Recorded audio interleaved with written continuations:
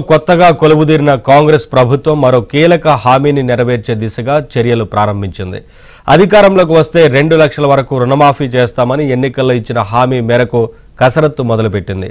ముఖ్యమంత్రి రేవంత్ రెడ్డి ఆదేశాల మేరకు వ్యవసాయ శాఖ అధికారులు, బ్యాంకర్లు రైతుల అప్పుల లెక్కలు తీస్తున్నారు. వాటిని మాఫీ చేసేందుకు మార్గాలను కూడా అన్వేషిస్తున్నారు.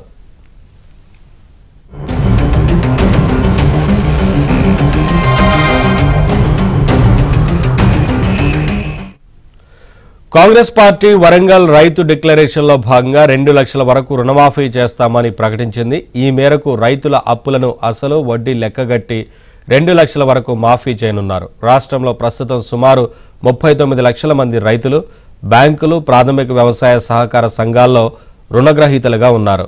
పంట పెట్టుబడి కోసం ఈ రైతులు తీసుకున్న అప్పులు మొత్తం కలిపి సుమారు 40,000 కోట్లు ఉన్నాయి. రాష్ట్రంలో కాంగ్రెస్ ప్రభుత్వం ఏర్పడే నాటికి ఈ మేరకు బకాయిలు ఉన్నాయి.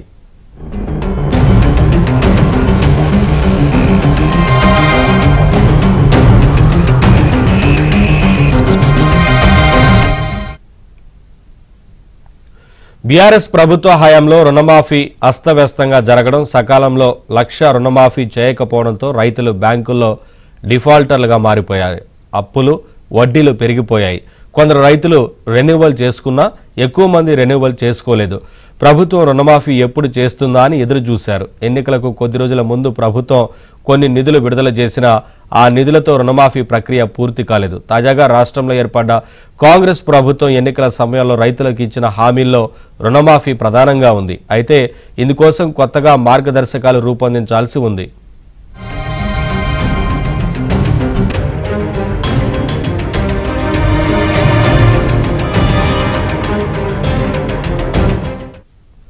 ఒక్కో రైతు కుటుంబానికి 2 లక్షల వరకు రుణమాఫీ చేయాలని కాంగ్రెస్ ప్రభుత్వం భావిస్తోంది. అసలు వడ్డీ లెక్కగట్టి 2 లక్షల వరకు మాఫీ చేయనున్నారు. రాష్ట్ర వ్యాప్తంగా 40,000 కోట్ల వరకు బ్యాంకుల్లో అప్పులు ఉండగా మార్గదర్శకాలు రూపొందించి స్క్రీనింగ్ చేస్తే ఈ నిధులు మొత్తం సుమారు 20% వరకు తగ్గే అవకాశాలున్నట్లు వ్యవసాయ శాఖ అధికారులు చెబుతున్నారు.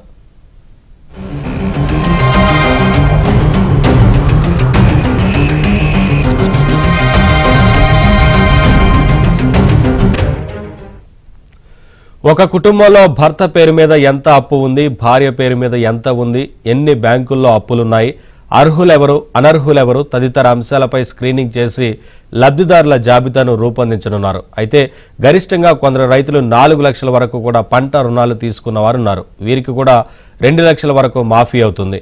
2 లక్షల లోపు అప్పు ఉంటే మొత్తం మాఫీ అవుతుంది. అంతకంటే ఎంత ఎక్కువ ఉన్నా 2 లక్షల వరకు మాఫీ చేస్తారు. కొత్త మార్గదర్శకాలకు అనుగుణంగా అప్పులను స్క్రీనింగ్ చేస్తే సుమారు 8,000 కోట్ల వరకు నిధుల మొత్తం తగ్గుతుందని, 32,000 కోట్ల వరకు రుణమాఫీ చేయాల్సి వస్తుందని వ్యవసాయ శాఖ అధికారులు అభిప్రాయపడుతున్నారు.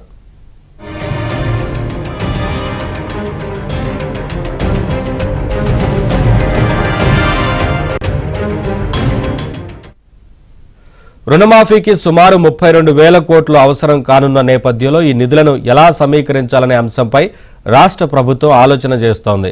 బ్యాంకర్లతో మాట్లాడి ప్రభుత్వమే రుణం తీసుకోవాలనే మార్గంపై చర్చ జరుగుతోంది. అంటే రైతుల పేరు మీద ఉన్న అప్పుల మొత్తాన్ని రాష్ట్ర ప్రభుత్వం తన పేరు మీదకి బదలాయించుకుంటుంది. ఆ తర్వాత లాంగ్ టర్మ్ పెట్టుకుని వాయిదాల పద్ధతిలో ప్రభుత్వమే బ్యాంకులకు అసలు వడ్డీ కలిపి చెల్లిస్తుంది. అయితే ఈ ప్రతిపాదనకు బ్యాంకులు అంగీకారం తెలపాల్సి ఉంటుంది.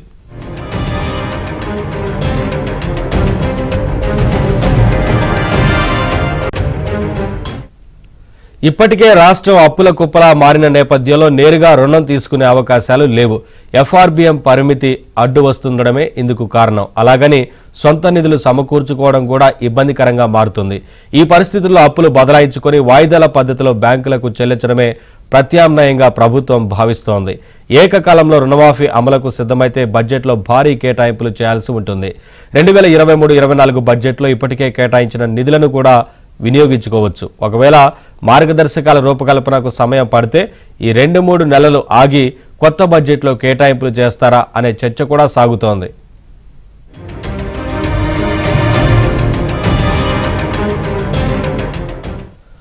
రైతులు తీసుకున్న అప్పులపై అధికారులు లెక్కలు తీస్తుండడంతో ఎప్పటికప్పుడు తీసుకున్న రుణాలను మాఫీ చేస్తారన్న చర్చ మొదలైంది. రుణమాఫీ చేస్తామంటూ కాంగ్రెస్ హామీ ఇచ్చిన తేదీని కటాఫ్ తేదీగా నిర్ణయించాలా లేక కాంగ్రెస్ అధికారం చేపట్టిన తేదీని కటాఫ్గా తీసుకోవాలా అన్న విషయాన్ని పరిశీలిస్తున్నట్లు తెలుస్తోంది. ఇదిలా ఉండగా గత బీఆర్ఎస్ ప్రభుత్వం కొందరు రైతులకు 1,00,000 వరకు రుణమాఫీ చేయగా బ్యాంకర్లు అసలు వడ్డీ కలిపి రెన్యువల్ చేశారు. దీంతో రెన్యువల్ చేసుకున్న రైతులు కొత్తగా ఈ ఏడాదిలో అప్పు తీసుకున్నట్లయింది. కాంగ్రెస్ ప్రభుత్వం కొలువుదీరిన ఈ డిసెంబర్ 7వ తేదీని కటాఫ్గా తీసుకుంటే పాత అప్పులు, కొత్త అప్పులు, వడ్డీలు అన్ని లెక్కలోకి వస్తాయి. పైగా 2 లక్షల వరకు రుణమాఫీ చేస్తే ఎక్కువ మంది రైతులు ఎక్కువ మొత్తంలో ప్రయోజనం పొందుతారు. ఏకకాలంలో చేస్తే అంతా రుణ విముక్తులమవుతారు.